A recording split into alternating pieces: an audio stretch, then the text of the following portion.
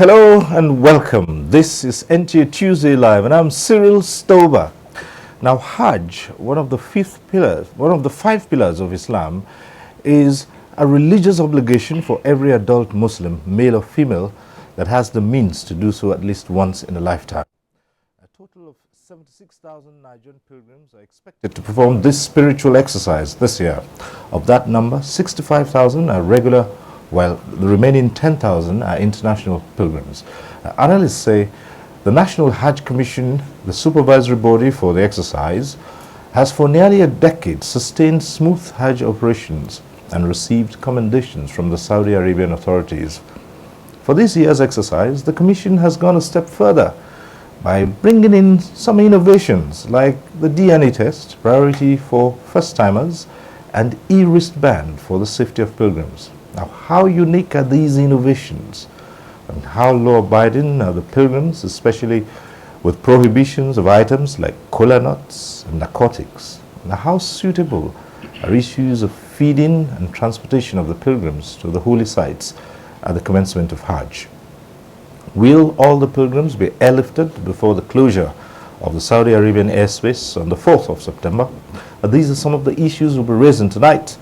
But first, let's get to see this report by Ahmed Ambali. The business of Hajj management is one closely tied to the satisfaction of the pilgrim. The success or otherwise of any Hajj operation begins and ends with him. In Nigeria, the National Hajj Commission of Nigeria sets up guidelines for the operations of Hajj and Umrah in the country. However, it's a difficult assignment, one which depends on how all elements in the mix relate. From the state boards to the National Commission, down to the airline operators and other support service providers, precision, dedication and focus are key to successful Hajj operations. Before now, we call about 3 different meetings of all the security agencies in the airport and we strategize. This year, the task ahead is no different. The year before had thrown up a number of challenges. Still fresh in mind, the stampede at Mina, where many Nigerian pilgrims lost their lives, forms the basis for calls for effective control and management strategies. As a first step, electronic bracelets are to be provided for pilgrims for easy identification. Pertinent also is the issue of adherence to timelines. Whether it be registration of and payment by pilgrims, screening of airlines to commencement of flight operations, everything needs to be in check. As an indicator that the present management of Nakan means business, flights commenced as scheduled with Zamfara pilgrims at the Sokoto airport on 8 August. As at the last count, over 21,000 pilgrims had been airlifted in more than 50 flights, and the Commission is confident of meeting the September 4th deadline by Saudi authorities. While all these arrangements are on course, a particular area of focus is how the pilgrim adheres to rules laid down, especially those regarding banned items. Kola nut tops the list. Kola nut is considered a contraband item by the Saudi authority, no matter how small or inconsequential the quantity might be. Contrary to news making rounds that a death penalty will be imposed on anyone found with kola nuts, rather a fine of 4,000 to 5,000 Saudi riyals is to be paid by the culprit. Awareness therefore needs to be increased as more pilgrims leave for the Holy Land. Overall, NACAM believes with the cooperation of partners in the media and other stakeholders, this year's exercise will be a benchmark in the history of Hajj operations. Well, that report sets the tone for tonight's discussion. Let's start by introducing our guest to you tonight. We'd like to welcome to this program Honorable Abdullahi Balarabe Salami, who is Chairman, House Committee on Nigeria-Saudi Arabia Parliamentary Friendship and Hajj Affairs. Thanks for being with us. Thank you. Right. We're also joined tonight by Malam Yusuf Adebayo Ibrahim, Commissioner, Policy, Personnel Management and Finance, NACON, that's the National Hajj Commission of Nigeria. We thank you for being with us. Thank you. Good evening, viewers. Let me also welcome to this program Dr. Ibrahim Kana, who's head of the medical team. Doctor, thanks for being here.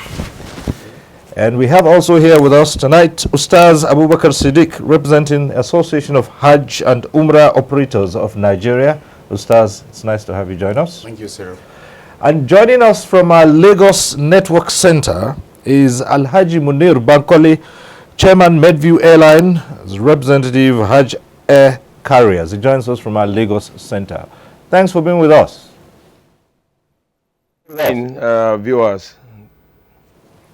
All right, and as we always do every Tuesday, we acquaint you with the procedure. At the appropriate time, you can get to be part of the discussions in the studio. The various platforms will be on your screens. We advise you to take advantage of them.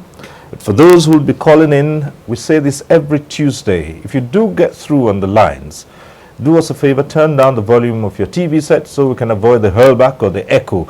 Once you see your name on screen, it means that your call has been taken. It means you're on, and we encourage you to go straight to the point and not bother too much about the greetings. Just go straight to the point, be brief, so other people can get on the platform and make their contributions. And we do assure you that whatever issues you raise, our guests will be only too willing to address them. So once again, welcome to NTA Tuesday Live. We're looking at the Hajj operations for this year. Let's start from the very beginning and find out just where we are now since the flag off of the 2016 Hajj airlift in Sokoto with Zamfara State pilgrims. So where are we at this point in time, Honorable? Thank you very much, Peter. This year's Hajj, as you said, was flagged off in Sokoto, and it was pilgrims from Zamfara. And since the flag off of the airlift of the pilgrims from Sokoto, up to today, things are going smoothly.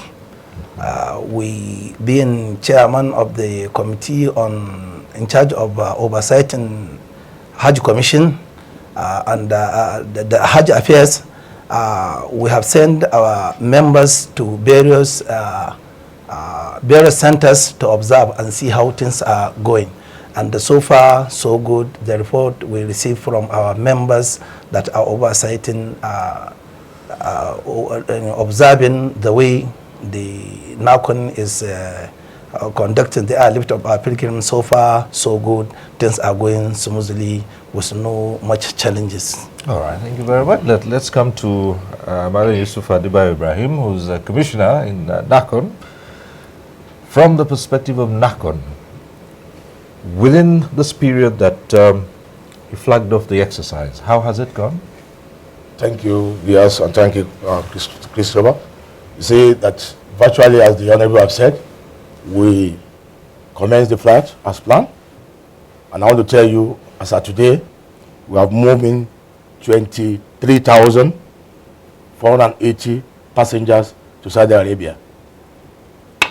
And this year, we make sure that every flight landed in Medina, so that there won't be rigor of traveling from Jeddah to Medina.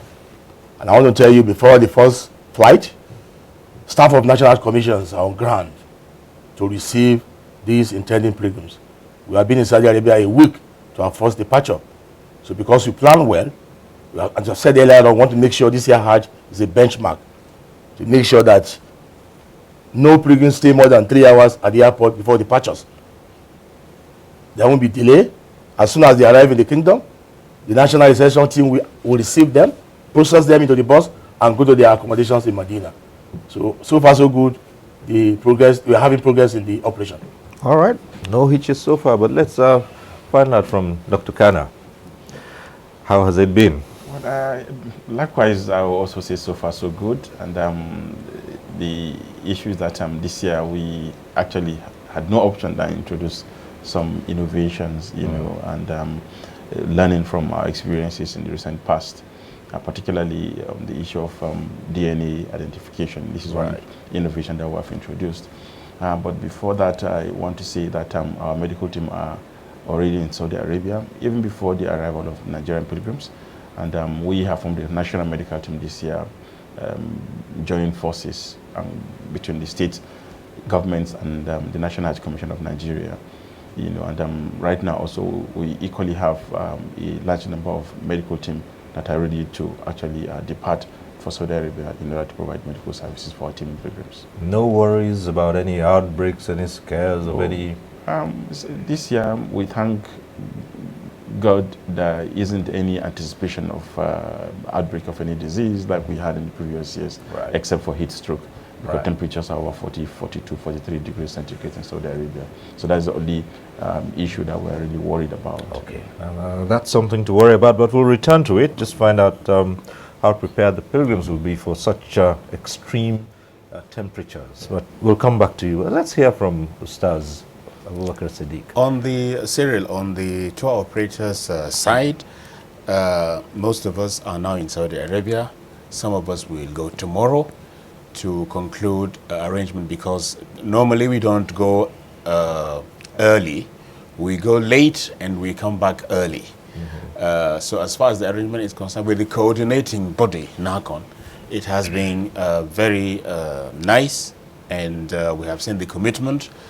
We have seen the dedication, and as from the sentiments expressed now from the Honorable Commissioner and the Commissioner also, and the Doctor, this year is going to be like no other year. I'm sure as the discussion goes, we will hear more about the arrangements and what has been done, but really, NACON and its staff should be proud of what they are doing now. Yeah, but from the operators, what are you doing differently this time around? This time around, we are upgrading everything. Okay.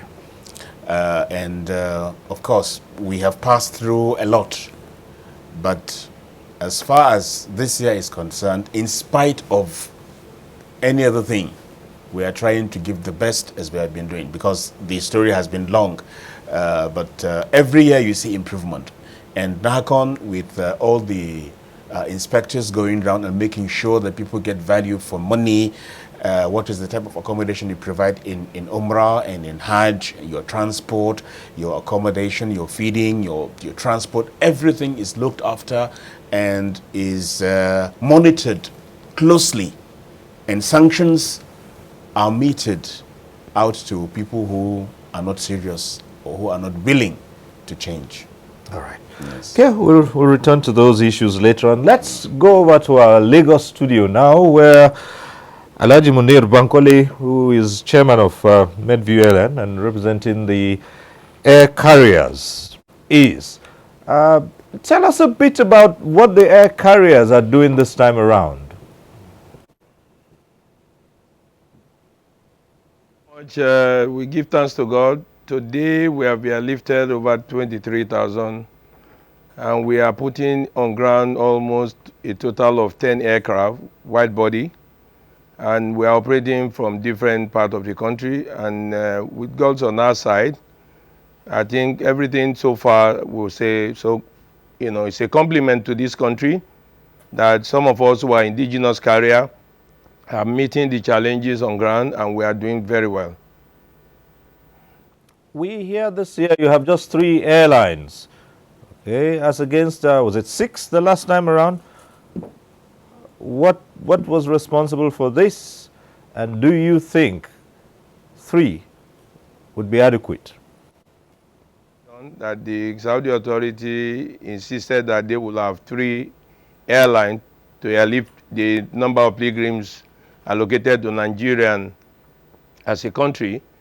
And the number, as you know, has a reduction of 20%, so we have a total of about 65. So far with the number of aircraft we are using at the moment, I think we are up to the task. Okay, we'll just like to remain with you a moment longer, and that's to tell us how many departure zones are we looking at here now? From the southern part of the country, we operated from Ilorin, from Lagos zones, and we are equally operating from Kaduna, from Maiduguri, which is the Borno. We're operating from Sokoto, taking care of Kebbi, and at the same time, we're operating from Mina. So putting all the Yola in Adamawa, and you should equally expect us to leave pilgrim from Port Harcourt, Enugu. So this has given a lot of relief to all our people all over the country. As you used to be in the past, we have extended the airlift to almost about 10 to 11 airports in this country. That's the development. All right, thank you very much. We'll return to you in a moment, but let's come back to the Honorable Abdullahi Balarabi Salami. You chair a committee, and we'd just like to find out just the input of this committee into the arrangements for this year's Hajj. Thank you very much. Though this committee was formed not long ago, we were created about 4 months ago, while the preparation has already gone far by the NACON. But immediately we are created, we sink into action, we keep on working hand in hand with NACON. And from the time this committee was created, we continue working with the NACON. So far, NACON is carrying this committee along in all its activities. So we participate in almost all the activities, and we are, as you know, that the work of the committee is to oversight, to look after the activities of the Hajj Commission. And we were working with them, observing what they are doing, sending our people to various centers to see how the preparation and how they are implementing what they prepared. So far, our members are, as I told you earlier, are at various centers in the various airport or points of airlifting our pilgrims in the country, and we have been receiving report from them that yes, NACON is implementing most of the arrangements. And we also heard from people from Saudi Arabia that things are going smoothly. You know, our one is to observe if anybody that is a stakeholder in Hajj operation, we must make sure that he did what he promised accordingly to see that Hajj operation become easy and a successful one. So that's what that's our input. So as a result of that, we from time to time we used to meet NACON officials, check what they are doing, and we also check all the stakeholders, even the airlines. We call them, we meet with them, we remind them that we are here to make sure that our people do not experience any problem. We want this year's Hajj to be a smooth, successful, and easy one. So that is our input in the Hajj operation of this year. Even the tour operators were invited? Even the tour operators, yes, we invite them and we meet with them. We make sure that all we are after is, you know, we are representing people. All we are after to see that our people do not experience any problem, any unnecessary problem. So to make sure that things go easy and the Hajj become a success, especially this year's Hajj to become a successful and a easy one. Okay, well, for NACON, yes, you introduced a number of innovations this year. One of them, that priority be given to first-timers. Now, give us an insight into what led to this. Thank you very much. For the past 3 years, there are renovations in the Holy Mosque. So there is reductions in the Hajj seat across the board. So Nigeria normally has 86,000. Now we have 66,000, 76,000. So because of that, the demand is very high. And since with your introduction, you say one of the pillars of Islam, once in your lifetime, if you have the means and you have the money, we now thought it wise that we should allow first-timer to go for Hajj, so that repeaters will wait until they finish the renovations in Saudi Arabia. And that has helped a lot. And because of that, that's why we are trying to educate, because they are new, they are the first time and they've not been to Hajj before. They require a lot of education. All right, and also we find this introduction of the wrist bands, and we had said we'd come back to you to tell us about it and how this would guarantee safety of our pilgrims. So. Well, first of all, I think the issue of wristband is something that we as a people and as a country should be proud of. I say this because as a physician and being a Hajj manager myself, in the last few years, we have seen the benefit of identification. Identification here means somebody must have a form of identification on him.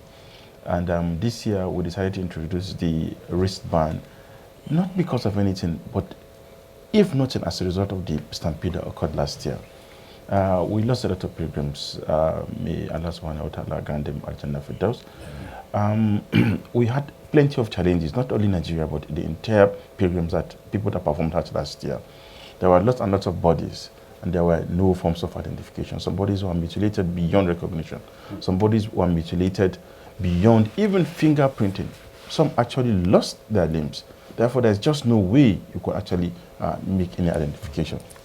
So as a country moving forward, we came back and said, look, well, how do we really ameliorate this? And that was how the issue of wristband came in. The wristband basically is a device that has a chip in it and equally has a GPS. The entire biometrics of every pilgrim is embedded inside the wristband. So what it means is that, one, your medical biometrics is embedded. Your personal biometrics, that is actually with the Nigerian Immigration Services, is embedded, and equally has a GPS. The GPS is for you in an event where you get missing in the Kingdom of Saudi Arabia. You can actually press and call the call center, and you will see exactly where you are, and you can be rescued. So every pilgrim has this? Absolutely, every pilgrim. Who bears the cost? Naturally, the pilgrim. Okay. Yeah, because Hajj government does not pay nothing for any pilgrim. Right. So it's just, I don't think it's any big deal for any pilgrim to pay. Okay. There's something that is affordable. It is affordable because it's for his own safety. I equally paid for one, as a matter of fact. Oh yes, because it's actually for my own safety. The fact that I'm an official does not mean I'm not prone to disaster. Does not mean I'm not prone to also even getting missing or, God forbid, even dead. So I equally need it, and it's good for me. Right. Yeah. And well, the pilgrims, this is simple enough, I assume, that it's simple enough for every pilgrim to handle and operate. In case they get missing, they know exactly what to do. There are explanatory sessions, I suppose, that they've gone through. Absolutely, right. Absolutely, and it's easy to use. Okay, user-friendly. User-friendly, seriously. All right, so let's talk about the comfort of pilgrims. And the tour, the operators here would have to come in, talking about the pilgrims in both Medina, Mecca. How are the conditions? By conditions, Cyril, you mean what? I mean exactly the conditions of talking about their comfort, easy access to all the services that they're supposed to have. Interesting. This discussion generally about Hajj and the innovations that are brought about by the National Hajj Commission of Nigeria. I want to take it generally and then maybe specify to the tour operators. But as Hajj it is now, we have got pilgrims from various states in Saudi Arabia, coordinating the information unit, the training before that time, the medical issue, the handband, the movement from one place to another, the reception at Saudi Arabia, the accommodation, and so on. You can see from the issue of the handband that has just been discussed, and the various coordinating points, and the takeoff, and the arrangement, and the airlines, and so on. Go to Medina, because the Honorable Commissioner just mentioned that most of the flights, almost all the flights are now landing in Medina. That's what he has just said. Now, the reports we are getting from the reception at Medina and the kind of accommodation they are now enjoying, it's a pride to all Nigerians. Nigerians should be proud, not only NACON officials, the commissioner, the doctor, at the head of them, the chairman of the commission, but all Nigerians should be proud. And I think, honestly, speaking from experience, in no time, the world will have no option but to learn from Nigeria how to conduct a successful Hajj operation. Because we are doing it the way that it has never been done anywhere. This handband is unique. No other nation has done this. So that accommodation, its proximity to the haram, the feeding arrangement and so on, nobody would, this is Medina. Before now, the pilgrims start moving to Mecca and other things. You get up to the minute details of what flight takes off from what point, how many pilgrims are there, What time are they leaving? What time have they landed in Medina? What else are we looking for? It goes, it's still about leadership. They are giving leadership at the commission, and the chairman is there to coordinate all these and to bring his experience to bear and his psychological acuity into the whole thing. That is what is important. And the National Assembly is there, of course, as an oversight something to see and to make sure. So we are proud of what the National Assembly is doing to see that things are being done. We are proud with what the Hajj Commission is doing because the end user is the pilgrim. Our aim, all of us, both the Hajj Commission, the tour operators, we are trying to serve one person, and that is the pilgrim. Comfort in Hajj means I am close to the place of worship. Right. From the picture I've seen today of people who are already in Medina, you can see the proximity of the accommodation. You can see the pillars of the mosque in Medina and the hotel right in front of the place. What else are you looking for? That is important. And the feeding aspect is going on. Somebody complained about the queuing aspect in the feeding arrangement. Well, it's good news because where you have people, there will be problem. Now, we should devise a means of making sure that food reaches the people who are being served at the right time. But the complaint is not about I'm not being fed, or what I'm being fed with is not good. Okay. So these are things we should keep into perspective and encourage the people that are doing it. All right. Yes. And all these are encapsulated in the enlightenment which you as operators carried out. Yeah, of course. You know, the operation is done. The enlightenment exercise is important. Dr. Kana mentioned the issue of new timers. Also, the commissioner Adeba also mentioned the issue of those people who are the new new entrants into the Hajj exercise. So they need to be educated and be taught how to perform the ritual. So that is very important. It is during that exercise that other information is given on what to expect and what to do. Even behavior. We are ambassadors of our country, so we should exhibit that. Where we are exultant in a good and Islamic way of the arrangement that we are enjoying, we should also exhibit the best of behavior as ambassadors of Nigeria in Saudi Arabia. Okay, we return to our Lagos center. Alhaji Munir Bankole, can we say no worries about meeting, about airlifting all the pilgrims to get there in time before the deadline of 4th September? Yeah, thank you very much. I don't think there is any need for us to have this fear or concern of not meeting the deadline. Like I earlier said before, we have a total number of 10 aircraft. These are wide-body aircraft that takes over 400 passengers.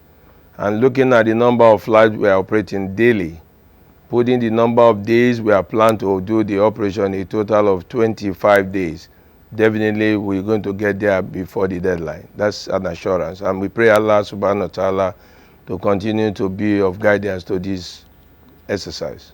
Yes. Okay. There's just one issue I was going to return to you on just before we went to Lagos, and that's to do with the interaction between pilgrims and the operators. This is key to this exercise. Yes, we do that also through what we call the Hajj induction course, where pilgrims will converge at a point with scale models of the Kaaba, of the Station of Abraham, the Black Stone, and so on, to teach them what point to start, what point to stop, and what to expect, what incantations to offer, and at what point. And where you have some issues with the exercise, how do you solve them? Where are they going to stay? It's like a contract. Where are they going to stay? What are the group's movement from one point to another, and what date? Because with the tour operators, timing is important. You have to go at the right time, and you have to return early, because these are top government officials mostly who would want to come back early. And with the way the commission is going, soon there will be less difference between what time you go or what group you follow, either the state or the tour operators, because now we know exactly what group is going, and they are emphasizing that when you go early, you come back early. When you go late, you come back late. There is gone are those days where some official will just come and say, I want to go back today.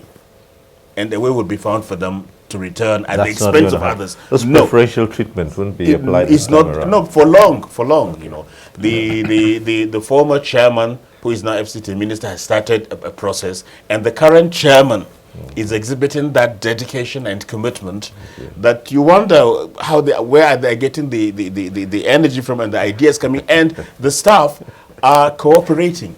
It's about leadership. Once the leadership is not good, then you have problem. But where the leadership is there, you see what is happening now. I mean, everybody keys into it, and this result. is because, for instance, Dr. Kana would not just stand up and say, well, since I'm head of team, this is the data I want to go, and you make amendments. So, or even the commissioner himself, being the commissioner. That's who they are. Well, but okay, so far we've been talking about the arrangements for the pilgrims who are going in from here. What about the international pilgrims? What's in place? You see, the international pilgrims, as the tour operators have said, we as a regulator, we treat every intelligent pilgrim equally. Right. As he has told you now, the accommodation they are going to use in Saudi Arabia for this year has been inspected by our team of officers who are inspecting it. They will inspect the houses. You see, each tour operator has categories of accommodation they are going to use. Those that pay for 5-star hotel, we not expect the same value for 3-star hotel. So it depends on how much you pay.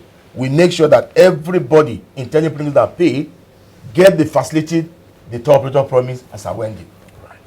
The same thing we state, as you have said, the accommodations we have in Medina is just a strong throw to the Prophet Mosque. Okay. That one you can't, it's just a strong throw. So the accommodation is superb, and as you are landing at the airport, they serve you a meal. Just take a meal, get on the bus, and take you to the hostel. The first flight from Zamfara and Kogi, they're already in Mecca. After that, they have spent 8 days. The era of queuing is not even there. As you are going, we give you a meal ticket before you enter the bus.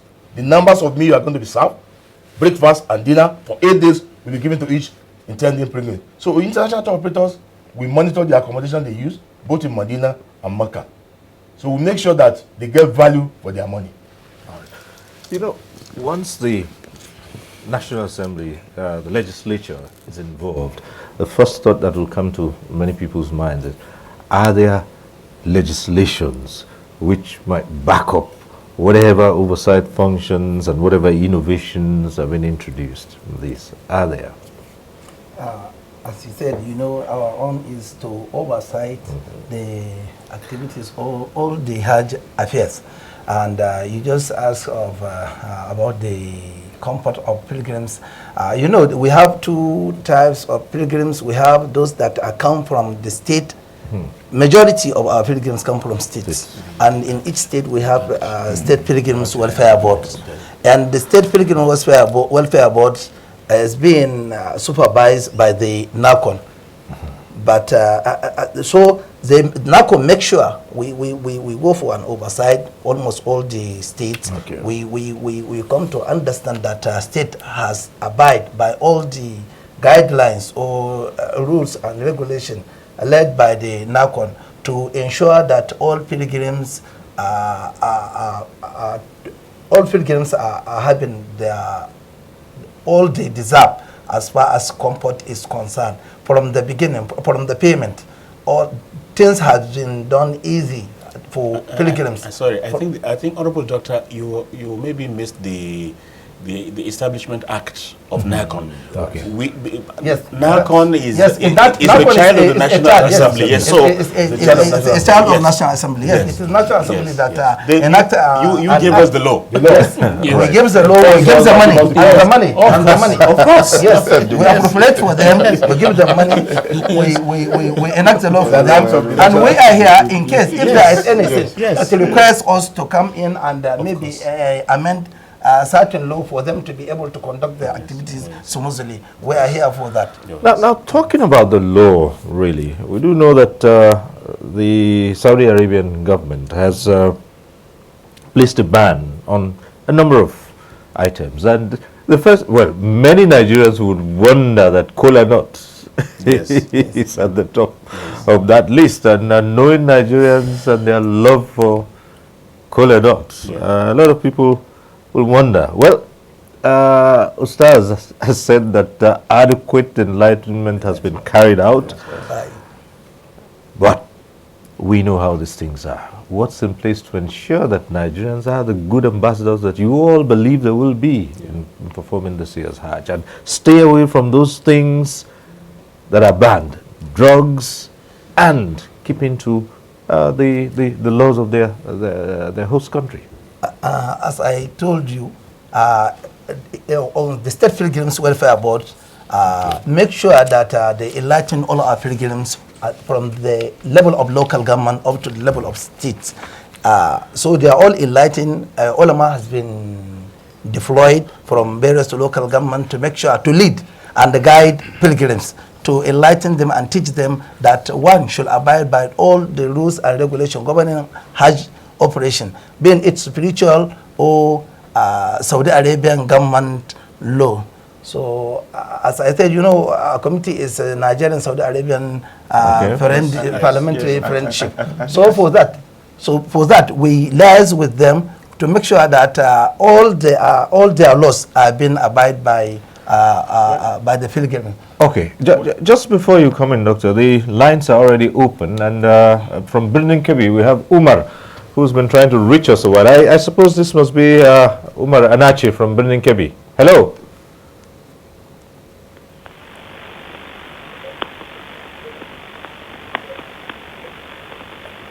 Hello, Umar. Mr. Silo, I'm Umar Anachi calling from Birnin Kebbi. Okay. You are right. Good evening, sir. The issue of conveying pilgrims back home after Hajj exercise remain a problem year in, year out. What arrangement was put in place this time around in making sure that pilgrims are conveying back home in good time? May God continue to bless Nigeria. All right.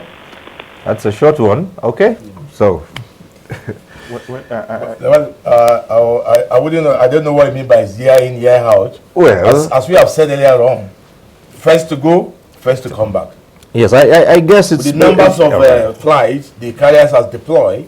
As soon as the airport is open, we start moving our people back to Nigeria. Right. I guess what he's referring to is that it's been known in the past that the return leg has always been fraught with a lot of challenges. Just wants to know whether we'll be free of that this time around. Yeah, we're going to be. I said we're going to be free of that this year, inshallah. With the numbers of machine our carrier has deployed, we don't expect any each. First to come, first to go back to Nigeria. But let me yes. come in here. I think there's one important thing that actually Nigerians really need to appreciate. You know, as we're living from Nigeria to Saudi Arabia, we have, like Alhaji Bankole mentioned, we have several airports in Nigeria. But as we are departing, and different countries also arrive Saudi Arabia, to Medina, to Mecca, and to Jeddah rather. But as we are during the return leg, it's a different situation altogether. All right. It's only one airport. So that's more challenging. That is a challenge on its own. Right. And I think that is one aspect that we really need to appreciate. We have only one airport that all pilgrims, all the over 2, 3, 4 million are struggling to exit from. Okay, so let's put the question to Alhaji Bankole in Lagos. How do you intend to surmount this challenge? Thank you very much. I think we need to make more clarification, like Dr. Kana actually mentioned and other members out there. We operate out of Nigeria from almost about 10, 11 airports. And when we get to Saudi Arabia, we make sure that we try as much as possible to give the adequate arrangement for slot to be able to bring Nigerian back. But the Saudi authority, knowing fully well that they make preference at the first 2 days for those who come from the Gulf country and those who come from the local, So they create at least 2-3 days to enable the other nationals to gather themselves together to come. But you can realize that coming out of this airport, like everybody knows very well, there are a lot of challenges. The airport has a few gateways where people have to go to queue for where the processes of checking the passengers to get through the screening, through the GID, through other processes. So we will implore our people in Nigeria, as you all rightly know, that it is very, very good enough for us now that we are moving on the first in, first out. The first that comes in is the first that goes out. So that makes a lot of decency and discipline. So for those of them who have gone into Medina and they have moved from Medina to Mecca, continue the rites of Hajj, they are sure to be the first to come back home. So the track of the journey now has made things very easy for you as a pilgrim to know that as you are arriving, you have a date of your departure. So we definitely commencing departure from the 17-18 early morning, and we hope by the grace of God complete earlier enough to make everybody back home. So that's an assurance from our team, the carrier on this side. All right, we have a caller from Lagos, and he's calling in from Mushi. Just go ahead, introduce yourself, and let's hear your question or comment.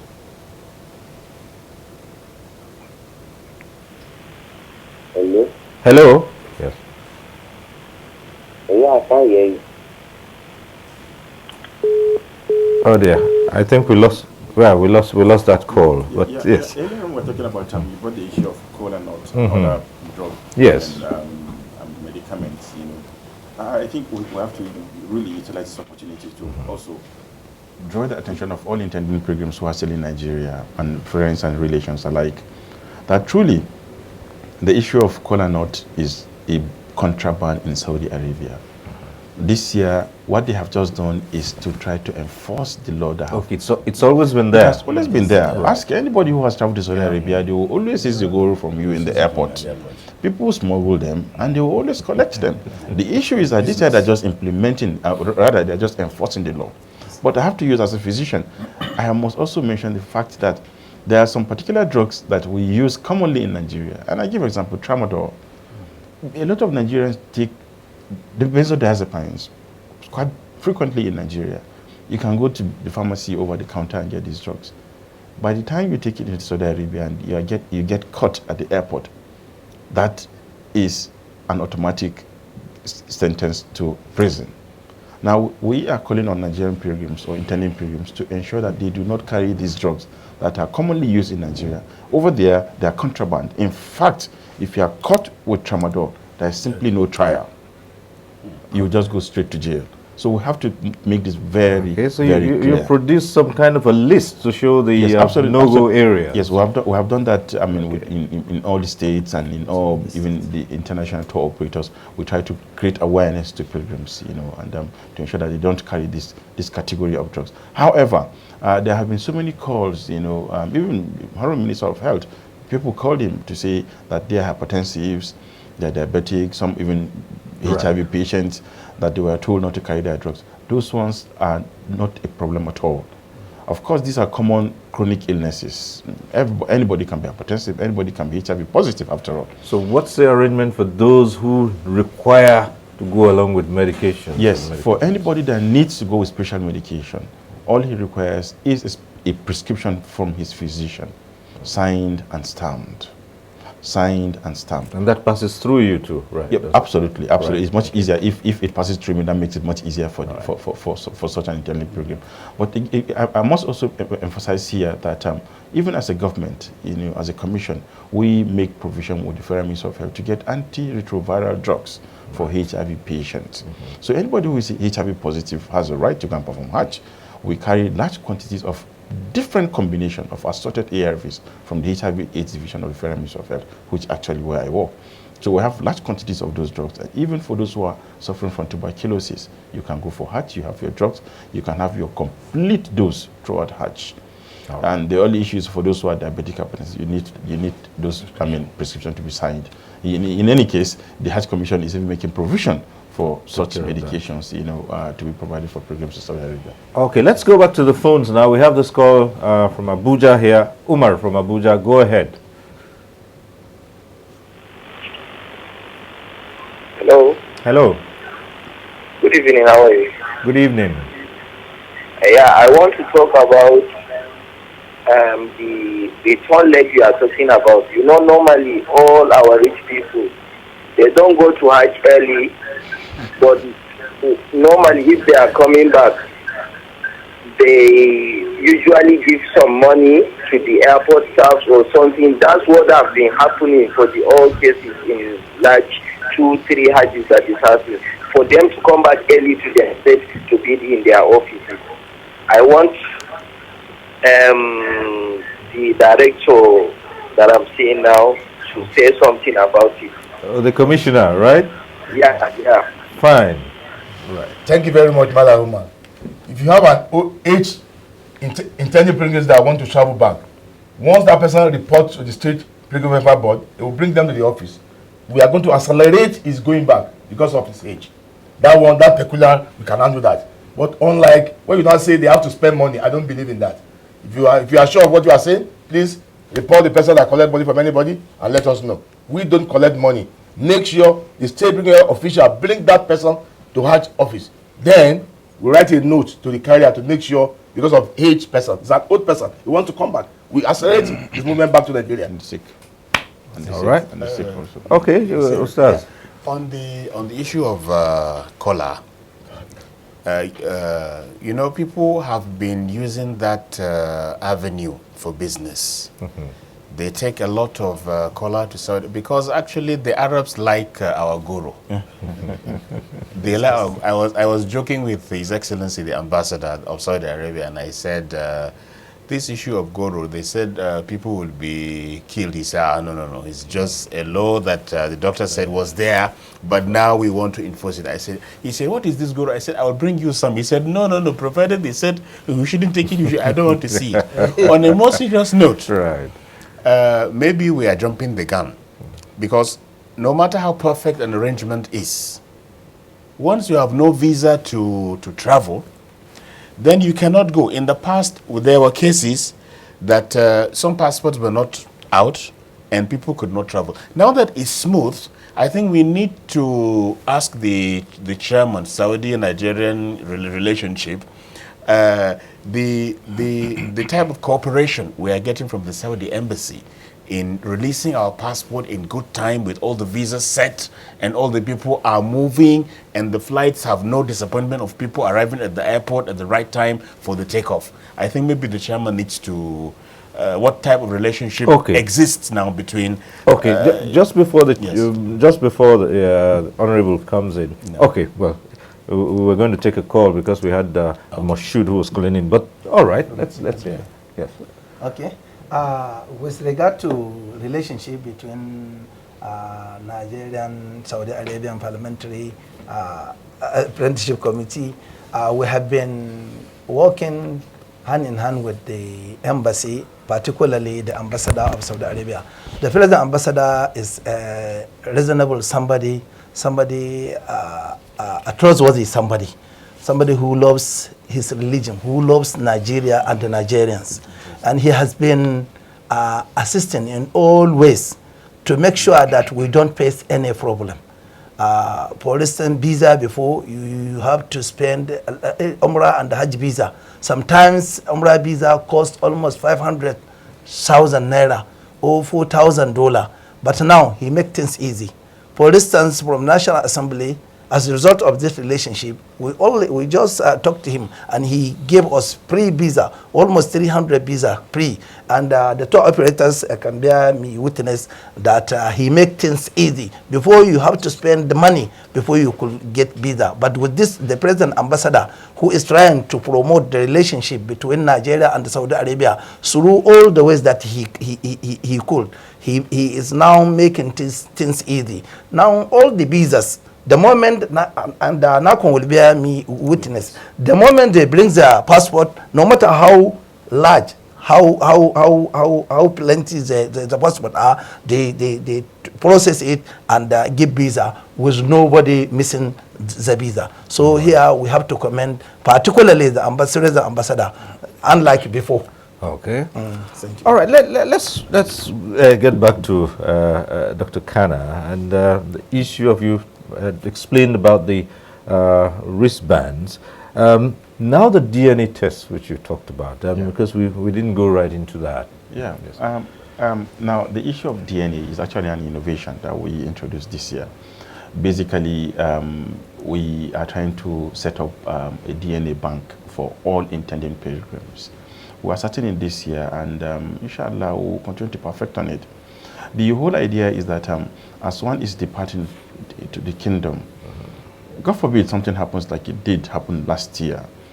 If we had had the pilgrims depositing their DNA back home in Nigeria in the bank, all we need to do is to retrieve those samples and match them with the bodies that have been identified, but yet to confirm which body this is. So basically what we try to do this year is I engage a lot of experts, my colleagues who are experts in the field of DNA analysis.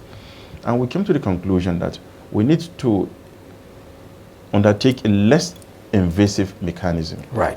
That less invasive mechanism is not blood, but buccal smear.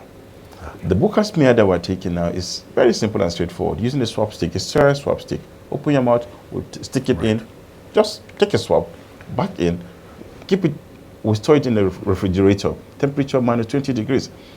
It can, the sample can, you can actually extract DNA out of that buccal swab in the next 2 to 3 years. So that's exactly what we're You know, we raise this because you're a physician and you know that Nigerians, they tend to be skeptical when it comes to, you know, things like this. Yeah. And so how did you get the cooperation? Oh, absolutely. I must say that the cooperation has been superb and tremendous.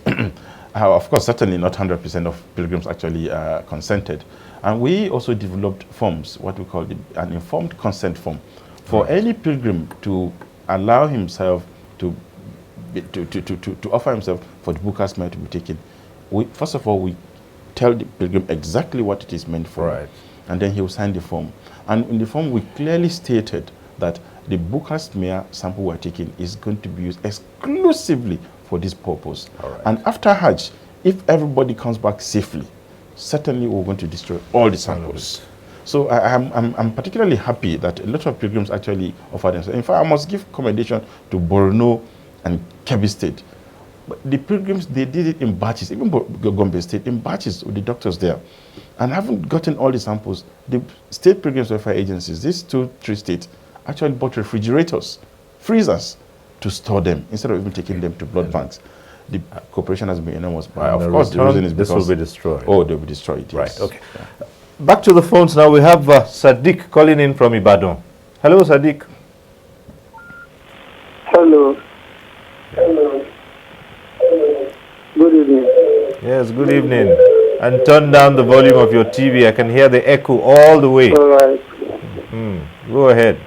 Hello. Hello. Yes, go ahead now. Hello, I can't hear you. You say what you've got. Hello. Is it a question or a comment? We can hear you. Go ahead. Hello. Oh dear.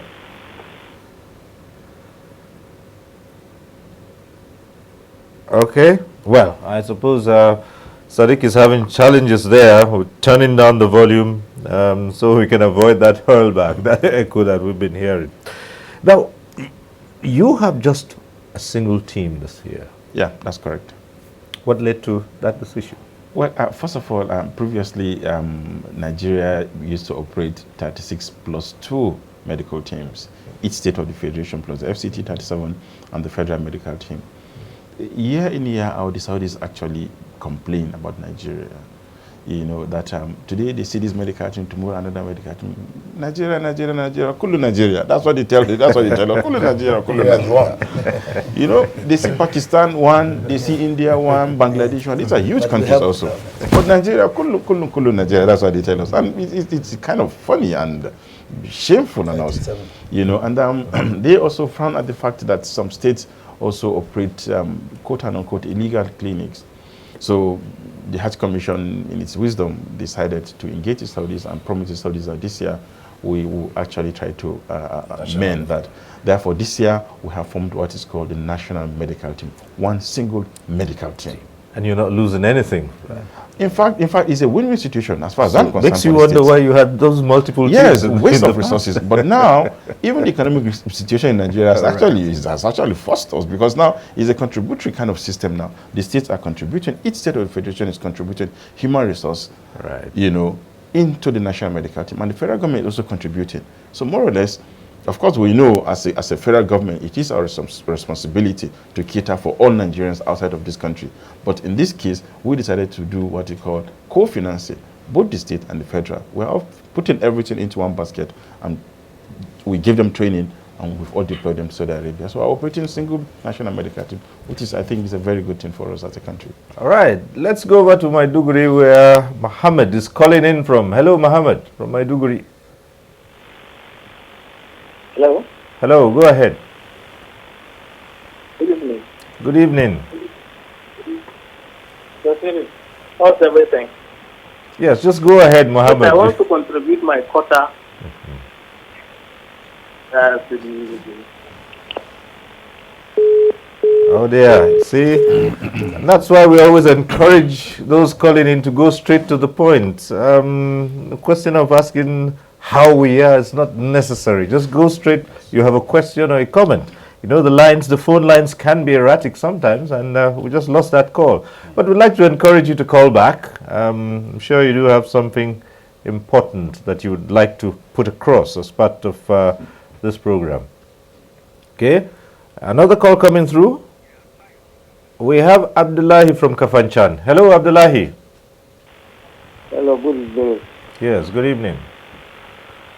Actually, I'm most overwhelmed with the respective gentlemen sitting on the screen, and I'm very happy with all the level of preparations towards this Hajj.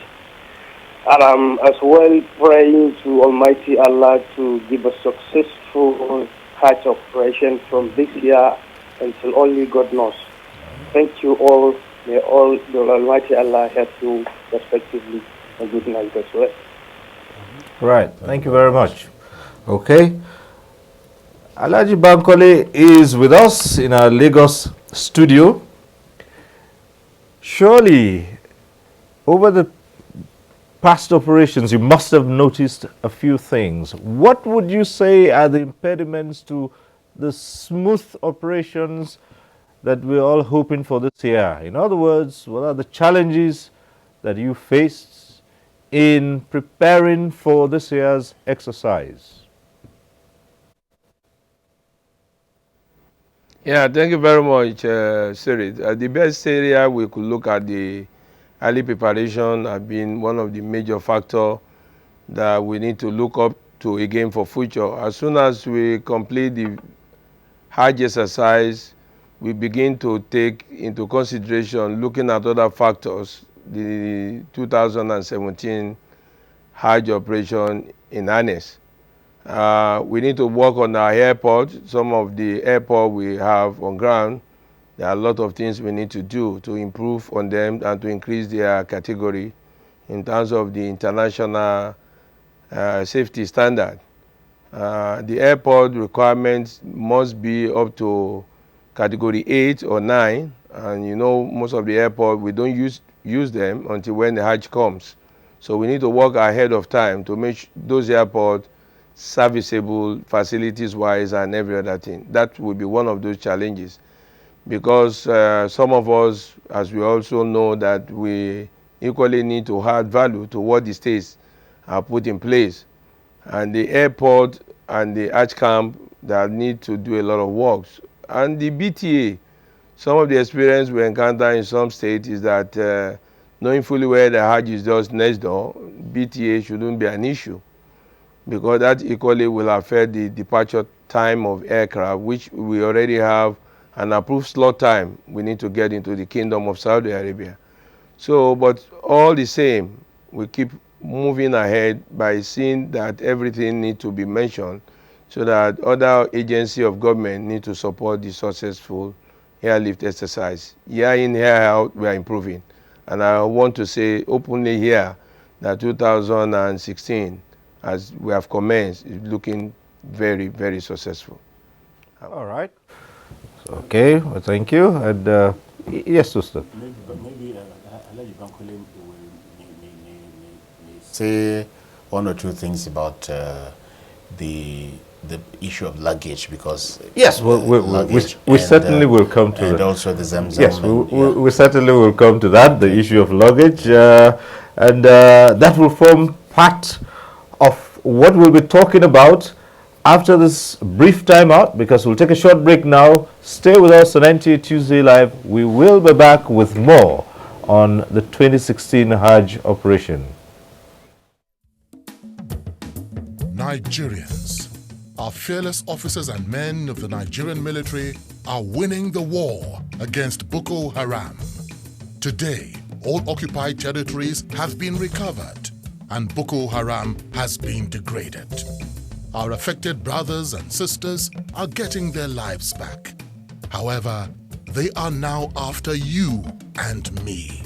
In our mosques, churches, schools, motor parks, markets, entertainment centers, and public gatherings.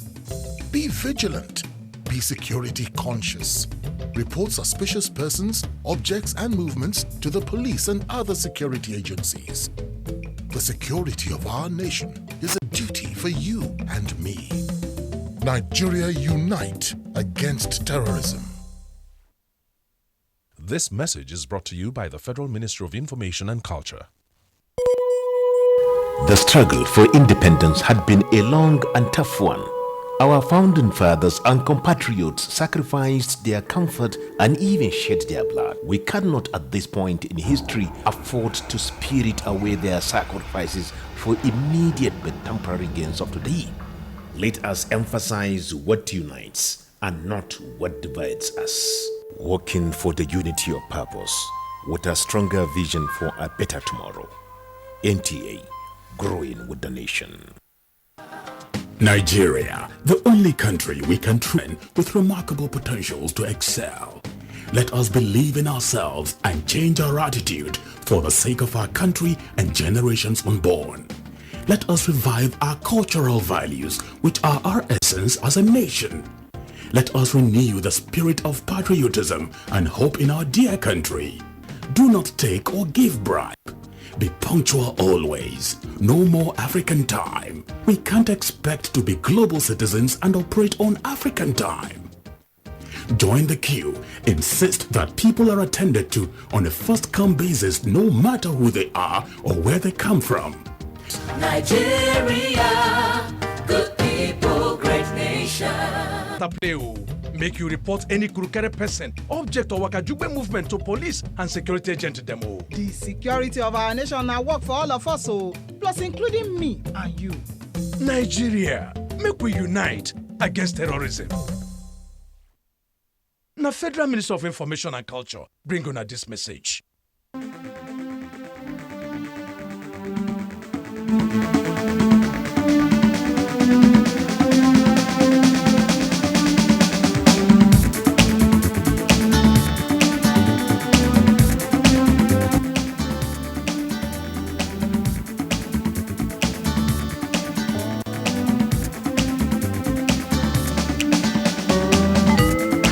NTA Tuesday Live, a network issue-oriented innovation talk show.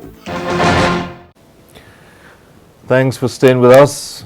We've been looking at the operations of this year's Hajj. So far, so good, I guess, say. But let's return to our Lagos studio and ask Alhaji Munir Bankole to give us an insight into how this time around we intend to handle the issue of pilgrims' luggage. Now, we do know that in the past, operations had been fraught with all kinds of challenges, luggage taken somewhere else, people complaining about losses. How are you addressing that this year? Very much. With the arrangement that have been put in place, pilgrims are entitled to 32 kilograms as their normal baggage allowance and a minimum of about 8 kilograms for their hand luggage. And most of the airlines have designed a means of going to the residence of the pilgrim to provide them a baggage weighing, tag, where you will present that at the point of checking in your luggage with a lot of identification, with the symbol attached to that pilgrim baggage. That will identify the name, the passport number, and the pilgrim's destination where the baggage is going.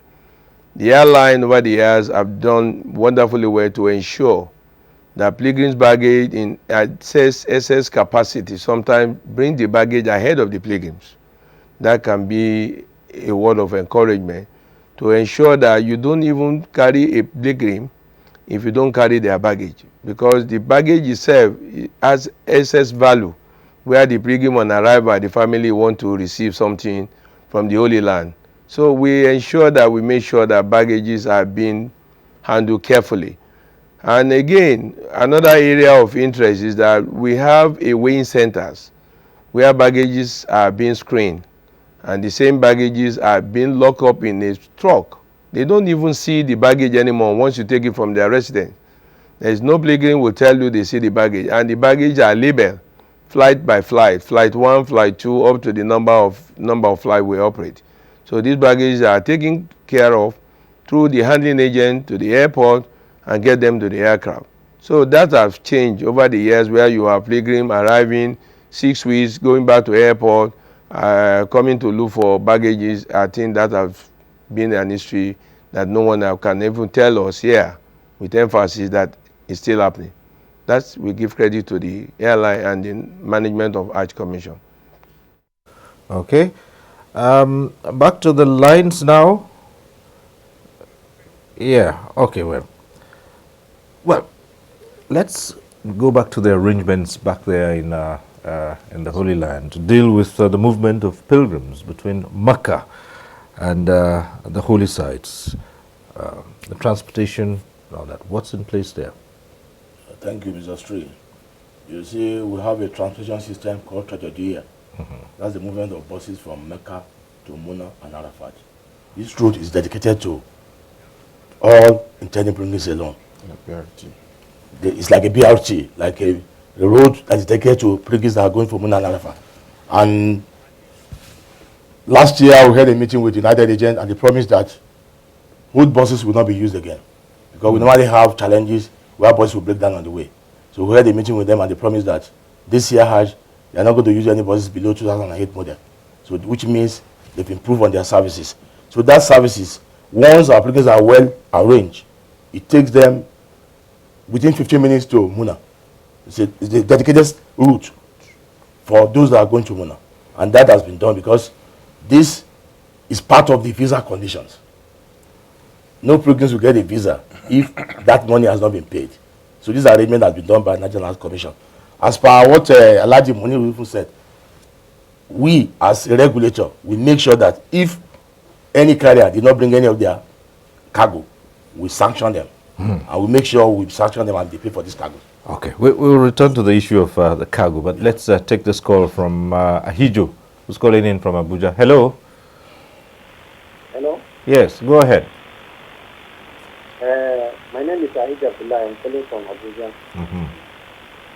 My contribution is I want to ask the officials to please, the issue of this collar is very important, because I have so many people that are going now who are not yet to fly, but they are preparing to carry their collar because they said the collar is costly there, so they are buying it, packaging it to go with it. So please, they should sensitize them very well and check very well, because even today there is information received from Saudi that one woman is nabbed and she fined 10,000 riyals. So please, that's my advice. The officials that they should seriously check before they left Nigeria here, because I know some, they are already preparing to go with it. Because they say it's very costly in Saudi Arabia. So this is my advice. Please, they should be careful so that at least they will not go there and begin to embarrass Nigeria and use it. All right, thank you very much, Ahijo. Yes, yes, your reaction to that. On our own part, we make sure we collaborate with the carrier to screen all intended bringings to make sure they don't travel with kola nut. But you know, Nigeria are very clever. But we try as much as possible to make sure that nobody travel with kola nut. but also importantly, actually, you see, in last 1 week since the commencement of the airlift, in fact, all our security agencies in the airport have actually intensified activities. NDLEA, customs, you know, yes. Now, including the police and even some plain-clothed uniform security operatives, they are watching and searching, thorough searching of pilgrims. In fact, if you go to the airport, you see some pilgrims actually becoming embarrassed because of the level of intensity of search that they're subjected to. But we are causing this for ourselves. Like you said, some are already planning to conceal and the guru inside the baggage. I honestly don't see any reason why somebody should just attempt to embarrass himself, at the same time embarrassing our country when we're trying to rebuild the country at this point in time. But perhaps we'll seek Ustaz's intervention here.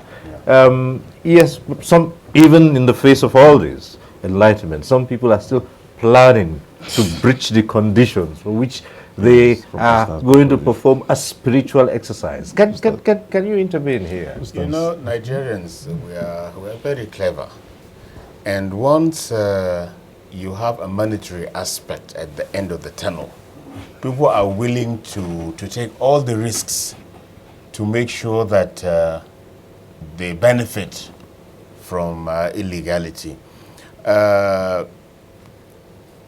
Goro, as far as we are concerned in Nigeria, it's a normal thing. I don't eat it, but many people do. So no scholar will start any discussion on Goro. Because we don't see any basis for that. Yes, but we're an independent country. Yes. Sets its own laws. We have to abide. Exactly. Because that's not our jurisdiction.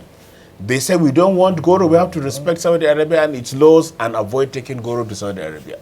You see, I raised this because I'm thinking, what are, you know, the relationship between, you know, recognizing constituted authority in carrying out spiritual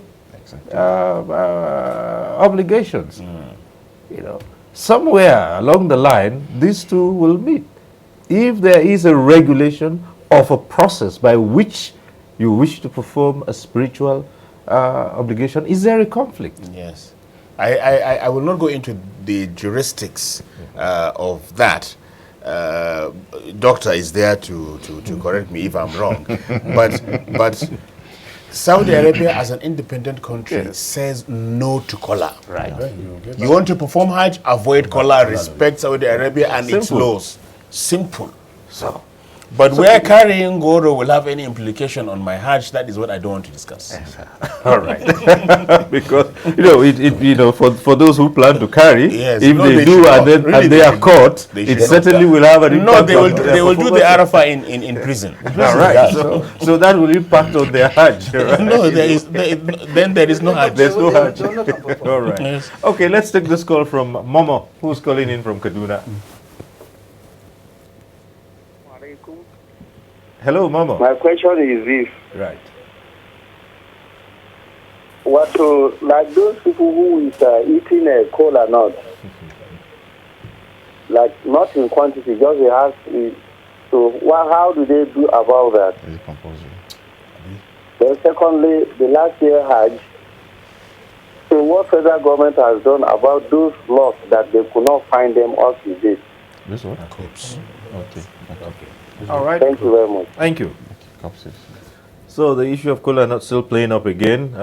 Question there you heard. What is the first question? Well, was that for those who cannot afford to eat, not to eat cola nut? Well, yes, who can? Yes, just maybe one or two nuts which they want to eat. I think it's a very very simple matter. Right. Cola is found in Saudi Arabia. What we can say here, if since cola nut is not a food, it's not food, and as said by a sheikh, he cannot pass the jurisdiction, but based on the teaching of Islam, anything that is harmful to your health, and it is confirmed by the physicians that kola nut is harmful. So Islam does not encourage anybody, don't encourage somebody to throw himself into what will harm him.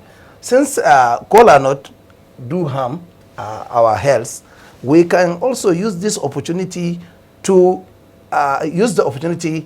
stop eating kola nut, since you will be denied carrying kola nut. So use the opportunity and stop eating kola nut. When you stop eating it for a period of Hajj days, you can continue. And my people in Yobe will find it very easy to stop, but your people in Sokoto and Zamfara, it's going to be very difficult. I know, but we can't do otherwise. The advice we give to that person is to leave Guru for now. When he comes back after that, he can continue. All right. So now, beyond the kola nut, the second question was was much more serious than this. Very serious. What's happening about?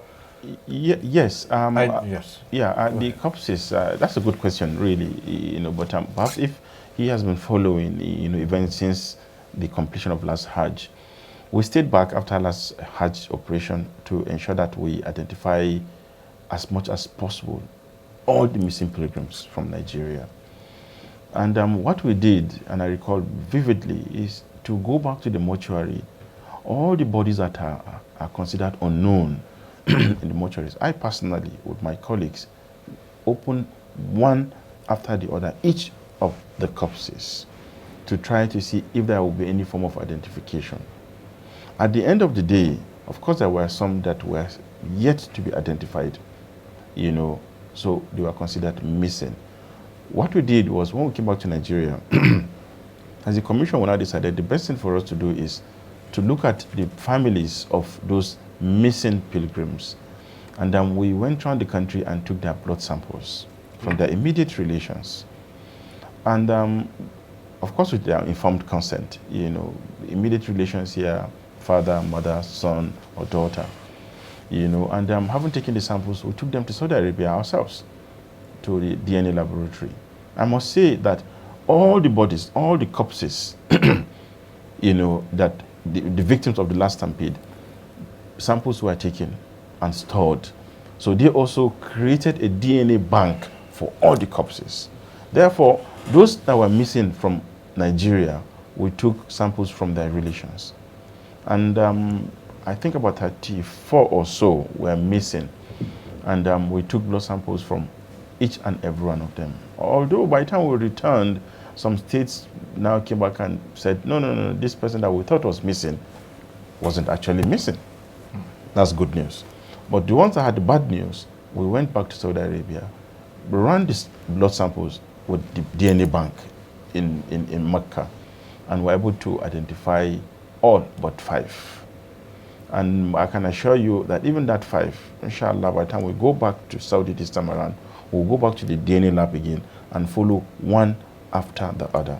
I am almost certain it's the issue of name, because they wrote names in Arabic, so sometimes like Ibrahim, you're writing Ibrahim in English could be different from Ibrahim in Arabic, or Muhammad, or Murtala, or Adebayo, for example, now, it's not a name that is common to the Saudis. So if they're writing Adebayo, the way they write... Sometimes with A, sometimes with Alif, sometimes with Ain. Exactly. So by the time we go back, we'll still go back to the DNA lab again and begin to follow meticulously one after the other. We are promising Nigerians that even the last 5, as much as we can, we'll try to find their identity. All right, we'll return to some other aspect of that, but let's take this call from Maiduguri. Idris is calling in from Maiduguri.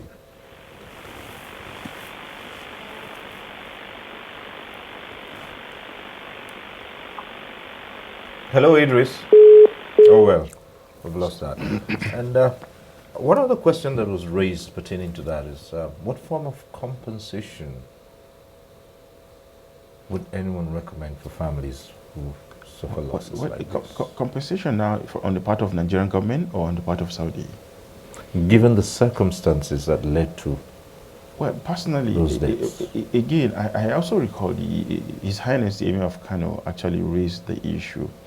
1, issue of investigation, and then 2, the issue of compensation. But to be fair to the Saudi government, I'm not holding forth for Saudi government here, but during the crane crash that happened in the Grand Mosque in Mecca, we lost some pilgrims, and the custodian of the two holy mosques, that's the King of Saudi Arabia, offered to pay compensation to the pilgrims that lost their lives, and also a certain amount for pilgrims that actually sustained injuries. That is ongoing. You know, inshallah, by the time we go back to Saudi Arabia during Hajj, we'll be able to get confirmation as to the status. But on the issue of victims of stampede, of course, just like Nigeria and many other countries also raised concerns. You know, the Saudis are still looking into the matter, but they have not come out to say they are giving compensation to anybody. Did any of this feature in your engagement with officials of Saudi Arabia in this, I mean, on the basis of your committee? Cyril, you know, anybody with background knowledge of Islam, he knows that there are situations where somebody will pay compensation, and there are other situations that you are not responsible for compensation. Like crane crash in the mosque, that was caused by the constructor, because they are the one who brought the crane in the mosque. And anything that crane caused, if it caused the loss of any lives or any damage to anybody, the person owning that crane must be responsible for the compensation.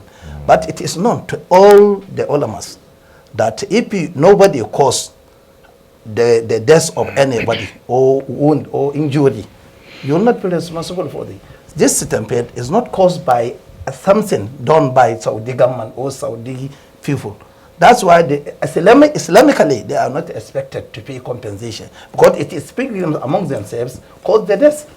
But if you cause death by mistakenly you cause death of somebody by mistake, but you are the causer, maybe you drive motor, you hit him, or you put something, mistakenly you kill somebody, you are going to pay compensation. But if it is not your own due, you are not the causer of the death of anybody, you are not responsible for so it is known in Islamically. So that's why I think anybody with Islamic knowledge should not expect Saudi government to pay for the compensation of the stampede. But the plane crash is clear, because they are the one who brought the crane in the Okay, let's quickly take this call from Vernon Kebi, Usman, who's calling in, and then we'll return to you. Hello, Usman.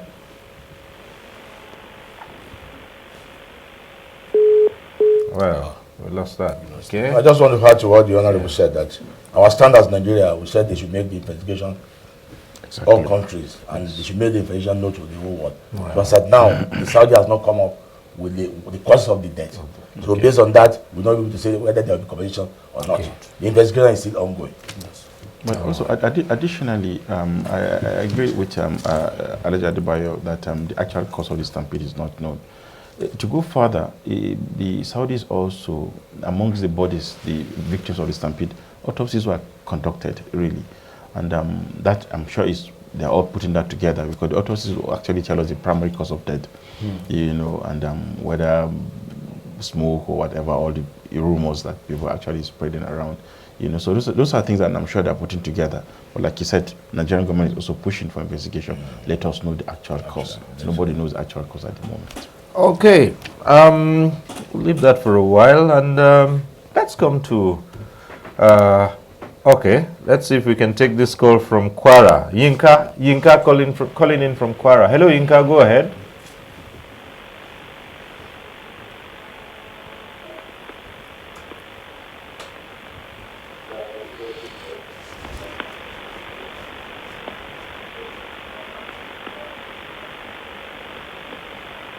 Hello, good evening, sir. Yes, go ahead. Hello, good evening. Good evening, go ahead. Hello, good evening. Go on, can hear Hello, good evening. you. Yinka, just go ahead. We can hear you, go on. Good evening. Good evening, go on. Good evening, sir. Right. Yes, please, I want to contribute on the issue of baggage and luggages of that Alhaji Moir have just discussed. Okay, I want to contribute on the issue of bag and baggages that Alhaji Moir have just discussed. Okay. Hello? Yes, go on. Yes. We're listening.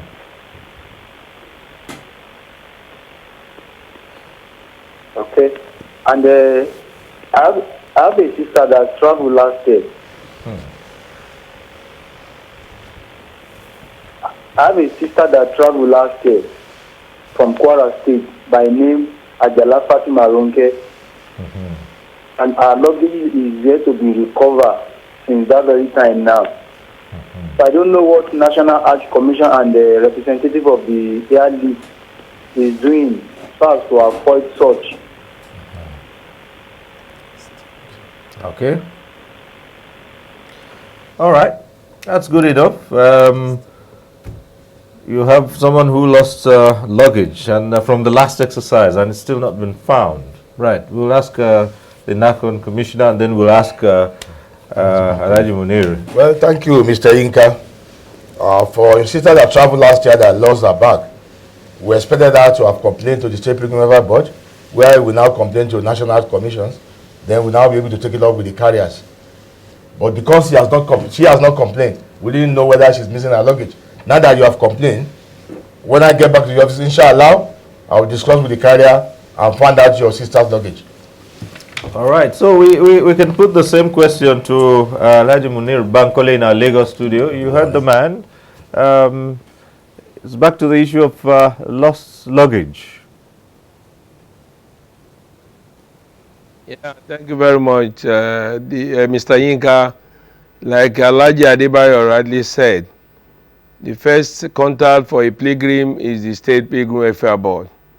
And as soon as you return from the exercise and you did not receive your baggage, your responsibility at the point of that moment is to tell the State Pilgrim Welfare Board officials who are responsible for the entire exercise as far as the state pilgrims are concerned. And in return, they write accordingly to the National Health Commission, who will forward such letter to the carrier that operated from that particular zone. And it is the responsibility of the airline, that's the carrier, to ensure that they trace the baggage at the point of acceptance to the final destination. And where they cannot get any clue or any specific answer to those missing baggage, the airline is compelled to pay compensation as per IATA international standard requirement. So these are the area I will advise Mr. Yinka to follow, and so that your sister will get adequate compensation. It is a right of the woman, and it is a responsibility of carrier to ensure that they deliver the baggage of every pilgrim. All right, thank you. And let's go back to the phones. We have Benjamin calling in from Kaduna. Hello, Benjamin.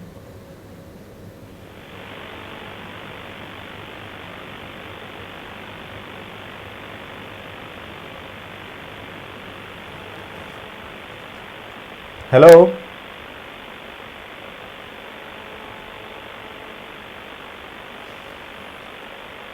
Well, obviously Benjamin called in and it's not saying anything. Ustaz, one or two issues we might raise with you is, what about expectant mothers performing the Hajj? Are they allowed this time around? I heard Imam Fuad Adeyemi on NTA speaking about some women discovered on the point of boarding the aircraft and they were dropped, so they cannot go.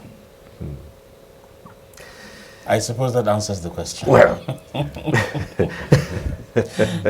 it does. Actually, but it then goes back to the enlightenment. Actually, the doctor is speaking. Yes, just before Dr. Kada comes in, it goes back to the issue of enlightenment. Obviously, it would have been said at one point or the other that they were either allowed or not allowed to perform. So what do you think was responsible for some?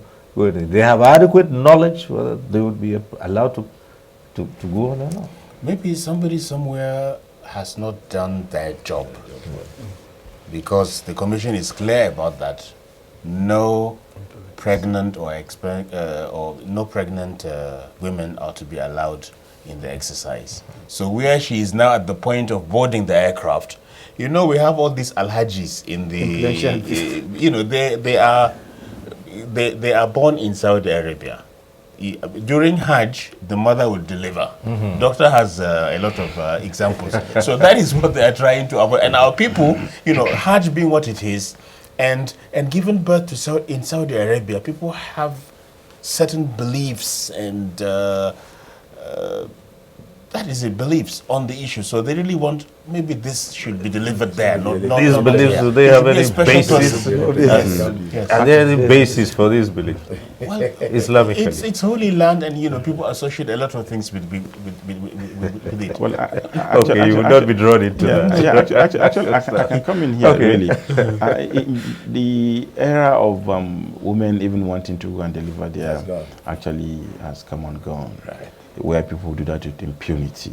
Yeah. The National Hajj Commission has instituted stiff penalties. One, on the pilgrim himself, and secondly, to the state.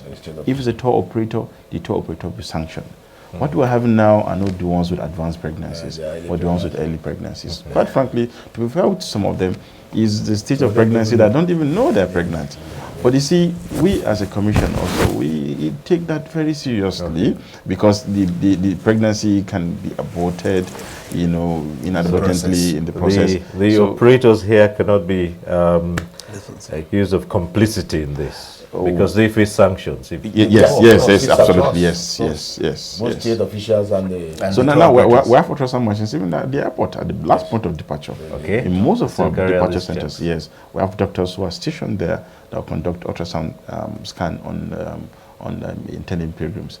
And in some airports, in some just normal urine tests that we conduct. But again, it's part of the routine medical checks before Hajj. That is the responsibility of every female pilgrim that is within the reproductive age to get yourself screened for pregnancy. If you are pregnant, suspend Hajj until next year. It is not compulsory. Simple. Okay. From Mushi, we have Mohammed, I believe. Yes. Mushi. Okay. Hello, Mohammed from Mushi, Lagos, sir. Yes, go on. Yeah. Salam alaikum. Okay. Michael, I want to find. Hello? Go on. Can you hear me? Yes, go on. Okay, please, I want to find out about the cola food blend. What about the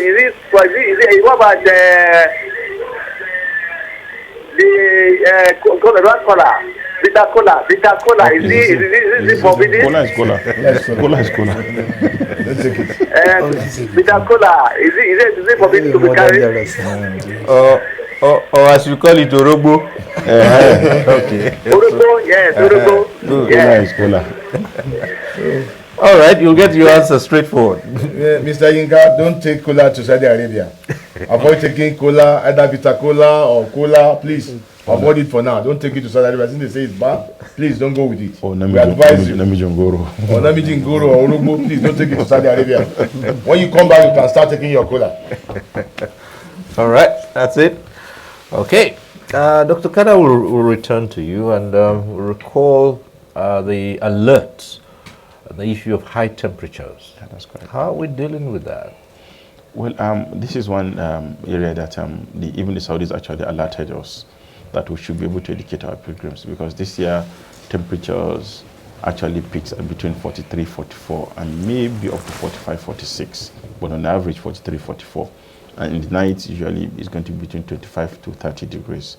They drew our attention because high temperatures have effect on the human body.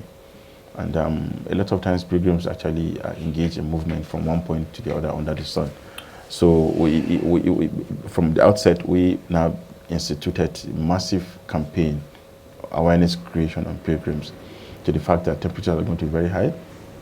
And as part of travel advice, the kind of clothing they should carry, not to carry baliga and clothing that is going to attract even more heat on them. They should carry light clothing. And secondly, we have also enlightened, I'm using this opportunity also to enlighten intending pilgrims that there are water points along the paths where pilgrims actually move from one point to the other, either from their residence to the places of worship. The Saudis have made extra effort to position cold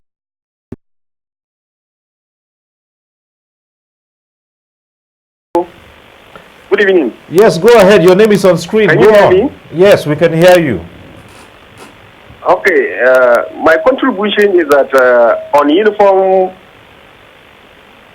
okay, it's on Nigerian pilgrimage uniform. Some states actually I was disgraced when I see their. Please let NAHAPO regulate that sector. Can you hear me, please? Yes, we can hear you. Hello? Some of the uniform I see is like, what I'm saying is that actually the uniform, some look like a prisoner. Look at countries like Turkey.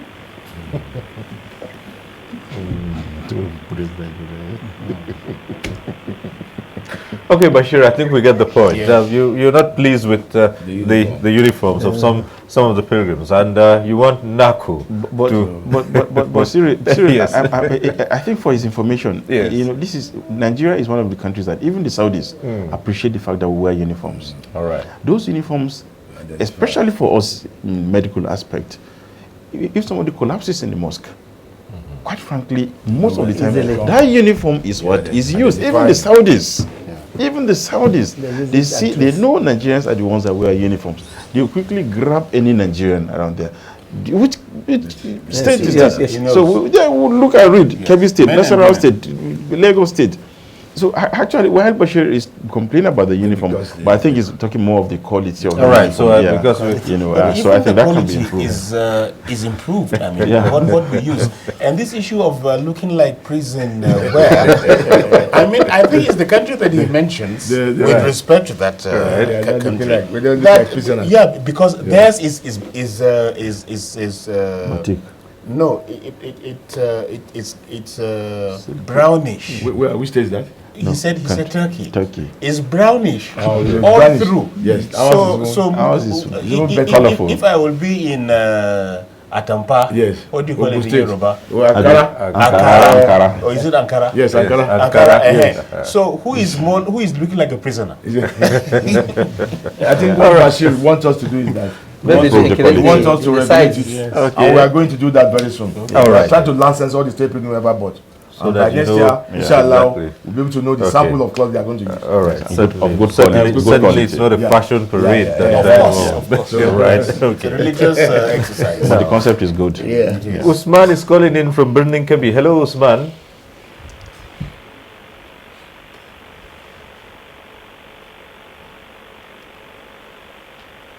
Hello.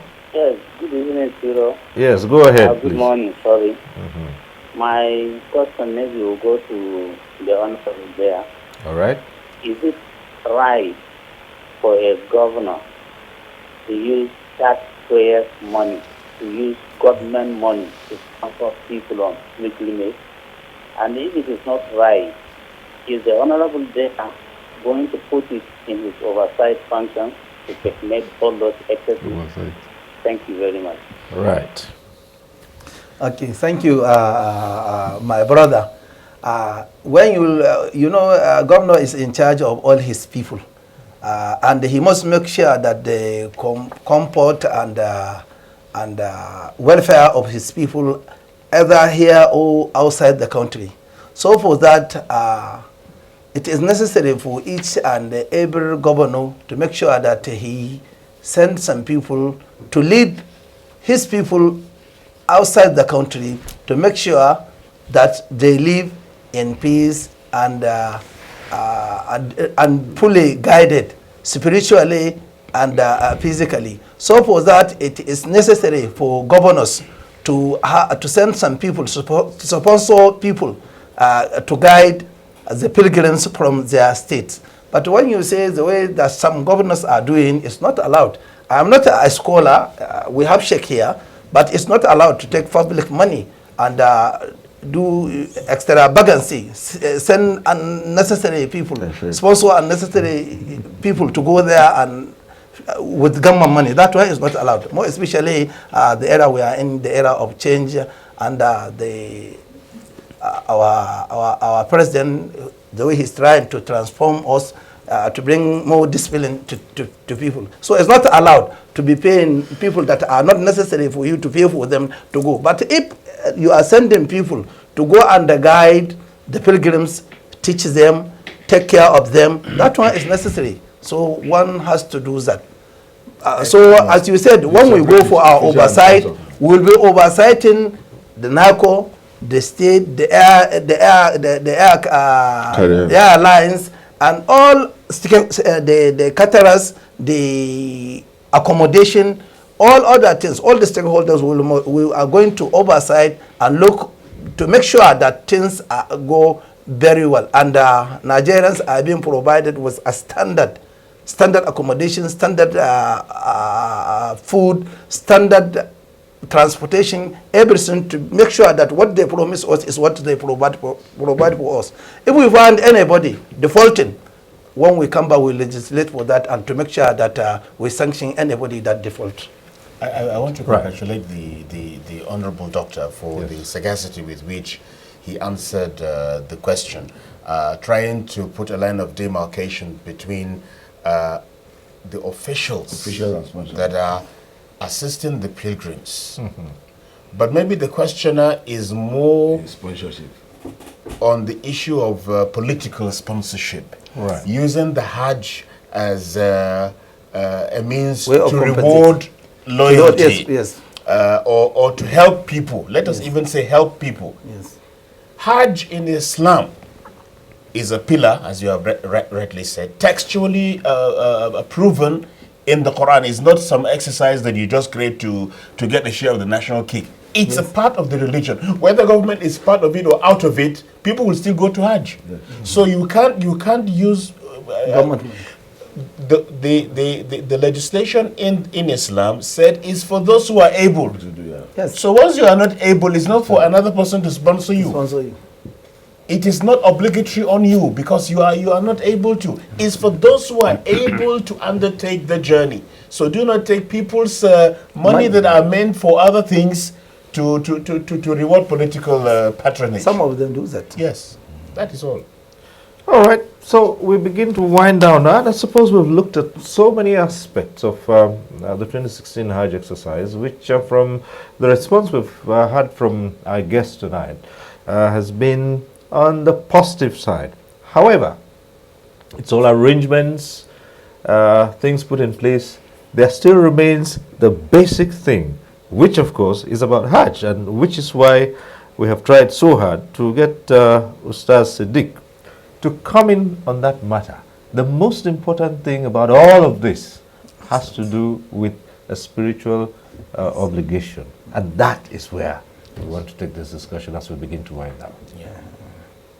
It is a spiritual obligation, as I have said, for those who are able to do it. Once you are not able to do it, it's not obligatory on you. You must have the knowledge of what you would do. Ignorance is not accepted. Knowledge has to be there. That is why you have to attend the course for the Hajj before the time for the journey. And when you are there, you have to observe all that has been taught you before your travel. And most importantly, talking about spirituality, it is for all the pilgrims and officials to pray fervently for themselves, for their families, for Nigeria, and for President Buhari. May Allah guide him to what is best for the nation and its citizens. This is very, very important.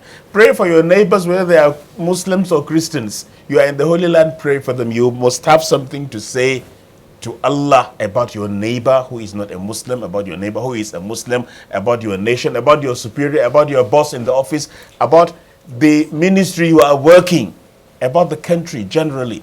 May Allah guide us. May Allah take control and give us the best out of the change we have chosen. All right. And so we will take this question to Alhaji Munir Bankole, which of course will serve as the final part of his contribution on this program, and that has to do with the penchant for buying just about everything that people have the penchant of buying everything they can afford or anything they can see, which they hope to bring back, creating problems for excess baggage, and we have seen that happening a lot of times. So from the carrier's point of view, how do you intend to checkmate this?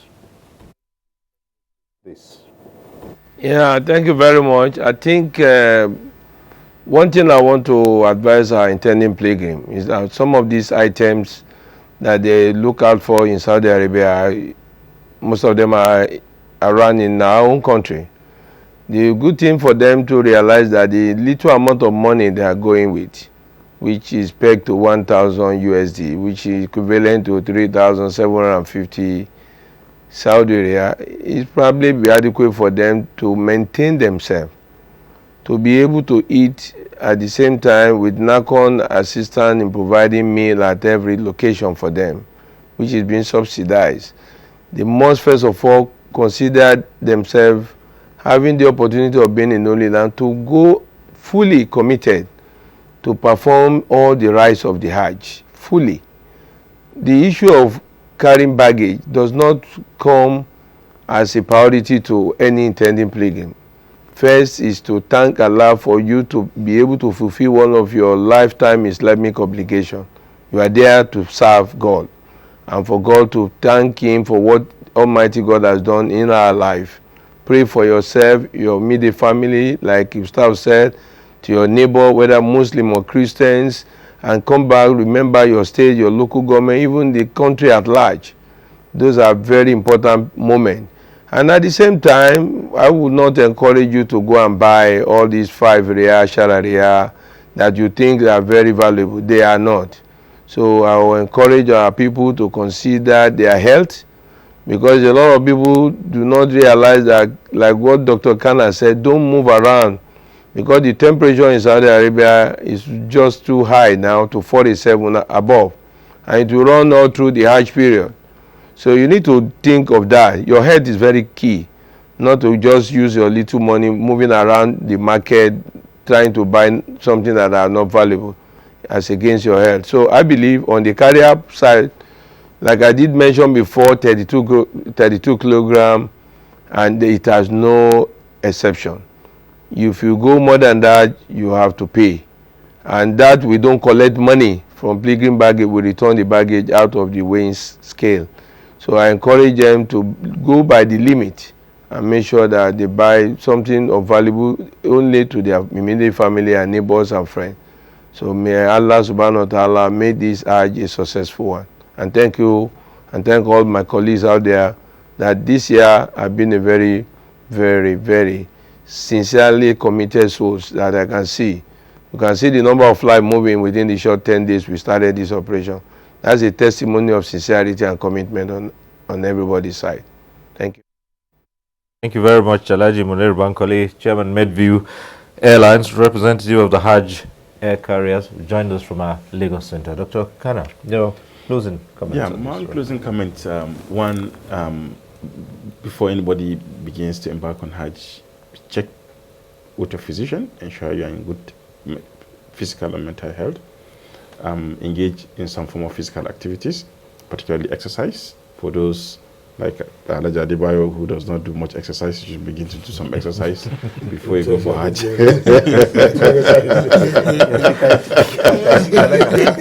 perhaps next time we'll ask you to come with a stethoscope. Also, yes, and also to quickly remind intending pilgrims not to carry any contraband drugs as much as possible. If you have to carry any drug because you are suffering from any chronic illness, please let us know so that we can assist you, so that you don't embarrass yourself or embarrass our dear country, Nigeria. I wish everybody Hajj Mabrur. Okay, and Commissioner Yusuf Adebayo Ibrahim of NACON. Thank you. My own message to the intending pilgrim is to go by the rule of the game, obey Saudi laws, don't carry cola nuts, don't carry bitter cola, obey their laws, and restrict your movement to your facility.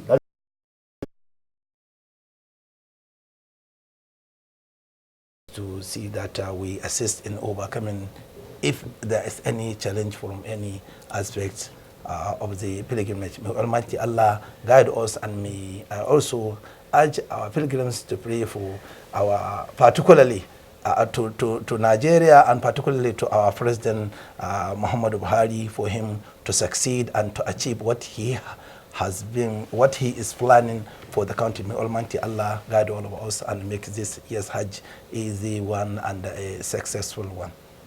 All right. We thank you very much. And well, you're not leaving tomorrow like Dr. Kana, are you? Oh, well, you. No, he's not leaving tomorrow. No, I'm leaving tomorrow. But Ustaz, I'm leaving tomorrow. I'm not leaving tomorrow. Ustaz and Dr. Kana. We will remain here. We are doing last night. We're going to make sure every Nigeria goes before you go. Yeah, we go all last. right, and you come back last. Come back last as well. Yeah, All right. possibly. Oh, yes. All right, thank you very much. And would like to thank Alhaji Munir Bankole in our Lagos studio. Thank you very much for being on this program. We thank you. Thank you, and good night. We wish all of us a successful airlift, and may Allah guide our country and our leaders to give us the best as we expected. Thank you. And thank you to Commissioner.